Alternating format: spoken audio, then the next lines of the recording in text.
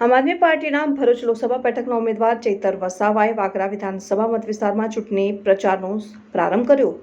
આમ આદમી પાર્ટીના ભરૂચ લોકસભા સીટના ઉમેદવાર ચૈતરભાઈ વસાવા હાલ તમારો દીકરો તમારા દ્વાર કાર્યક્રમ હેઠળ પ્રચાર અભિયાન આગળ વધારી રહ્યા છે। 29મી માર્ચના રોજ ચૈતરભાઈ વસાવાએ તમારો દીકરો તમારી દ્વાર કાર્યક્રમ અંતર્ગત વાગરા વિધાનસભામાં ડોર ટુ ડોર અભિયાન શરૂ કર્યું છે। ચૈતરભાઈ વસાવાએ આ દરમિયાન વેરવાડા, દશાન, હિંગલોટ, વડવા, વેચદરા, આમદડા, ભુવા, ભાડભૂત, કાસવા, મનાડ, મેગામ, કેસરોલ, એડસાલ, નવેઠા, સગપડ, અમલેશ્વર, ઓલાદ અને કલ્લા ગામની મુલાકાત લીધી હતી। આ તમામ ગામોમાં સ્થાનિક લોકો દ્વારા ચૈતરભાઈ વસાવાનું ખૂબ જ ઉત્સાહભેર સ્વાગત કરવામાં આવ્યું। ચૈતરભાઈ વસાવાએ આ દરમિયાન વડીલો, માતા બહેનો સહિત ખેડૂતો અને યુવાનો સાથે મુલાકાત કરીને સ્થાનિક મુદ્દાઓ પર ચર્ચા કરી હતી। તમામ ગામોના લોકોએ ચૈતરભાઈ વસાવાને આવનારી લોકસભા ચૂંટણીમાં પૂરેપૂરું સમર્થન આપવાની ખાતરી આપી હતી।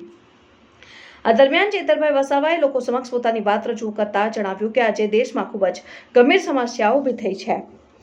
દેશમાં લોકતંત્ર પર ખૂબ મોટો ખતરો આવી ગયો છે। ભાજપ સરકાર સામદામ દંડભેદની નીતિ અપનાવીને પોતાના વિરોધીઓને ખતમ કરવા માંગે છે અને ભાજપ સરકાર તાનાશાહી ઢબે સરકાર ચલાવી રહી છે। આમ આદમી પાર્ટીને ખતમ કરવા માટે આમ આદમી પાર્ટીના તમામ મોટા નેતાઓને જેલમાં નાખી દીધા છે।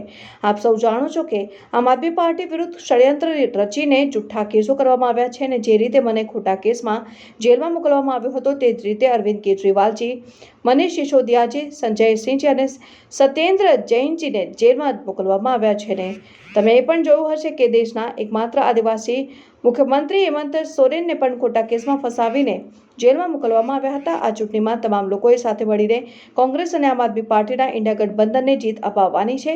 ઇન્ડિયા ગઠબંધન જ દેશમાં લોકતંત્રને બચાવી શકે છે અને હું ભરૂચના તમામ લોકોને વિનંતી કરીશ કે આવનારી ચૂંટણીમાં આમ આદમી પાર્ટીના ઝાડુ ઉપર બટન દબાવીને મને એક ઐતિહાસિક જીત અપાવો જેથી આપણે સૌ મળીને દેશના લોકતંત્રને બચાવી શકીએ। રિપોર્ટર મોહસિન કારા, પાટવી ગુજરાતી ન્યૂઝ, ભરૂચ।